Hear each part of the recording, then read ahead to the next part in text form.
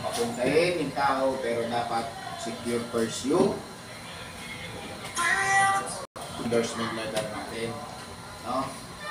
So sometimes hindi nakakapasok na maaga, sometimes wala, minsan nag-iikot, no? So ang nangyayari para pang kasalanan kasi namin na hindi namin mapirmahan yung mga tao na tinayga sa baba. So para maiwasan natin yung ganon, a day before, bago dumating yung worker, kailangan secure. So ganun naman yung proseso natin talaga, di ba, dating una. Bago pumunta yung tao, secure yung endorsement letter. So lahat ng endorsement letter dadaan sa amin ni William. So kahit pirmado ng engineer yan, kung hindi dumaan sa amin ni William,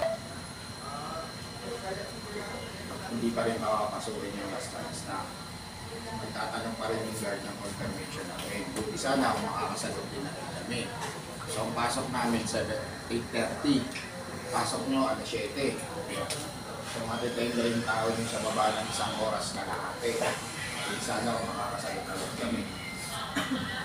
So para maiwasan lahat ng ID, endorsement letter, a day before, iwan dyan kay Alpha. Anong oras ang cut-off? So hanggang alas 4. Para meron kaming 4 PM to 5:30 PM na programa. So hindi iwan mo dyan. Pag iniwan mo yun ng 5:30 onwards, kung OT kami, wala problema. Kung hindi kami OT, pasensyahan yan. Bukas namin mapipirmahan. Okay? Nagkakaintindihan tayo?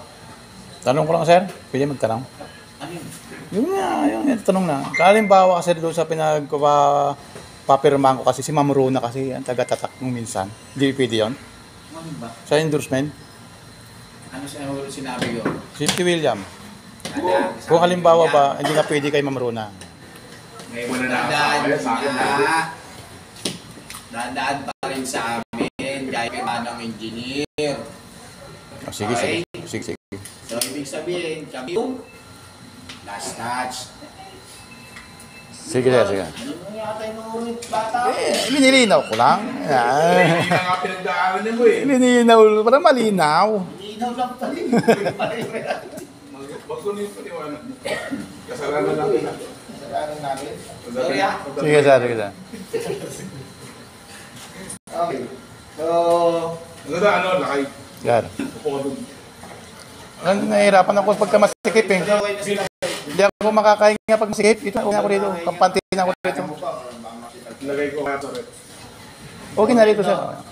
Meron na tayong unit honor, di ba? 20. So, lalo na sa mga gumagawa dyan sa floor, units, hallway. So, kilala nyo kung sino kayo, UES, TND, Mundo, etc. So, make sure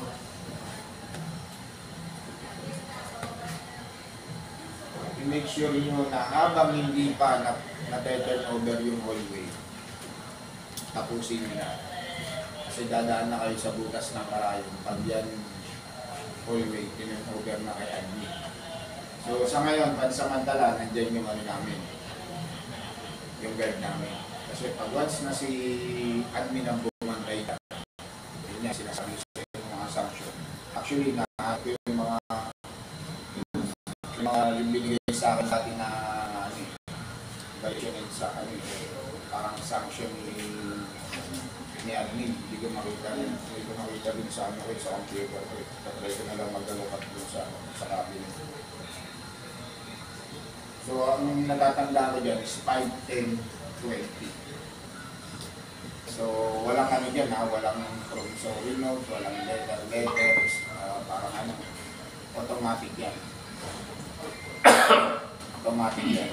Binigyan kayo ng ano, sa aming padadaanin yan, bibigay natin sa inyo. So, yung mga tao, kausapin. Ha? Tsaka yung baka masyado kayo maging friendly pag dumating lalo na pag babae yung unit owner. Meron na din ganyan na senaryo sa amin na babae yung unit owner. Siguro, nagiging kabiruan niya daily kumabuso. So, yung may-ari na babae, nagreklamo sa mismo Ito, gusto may gano'n. Hindi ko na naririnig yung pangalan. Mga lakay, ingat kayo kaya. Hindi ko na naririnig yung pangalan ng mga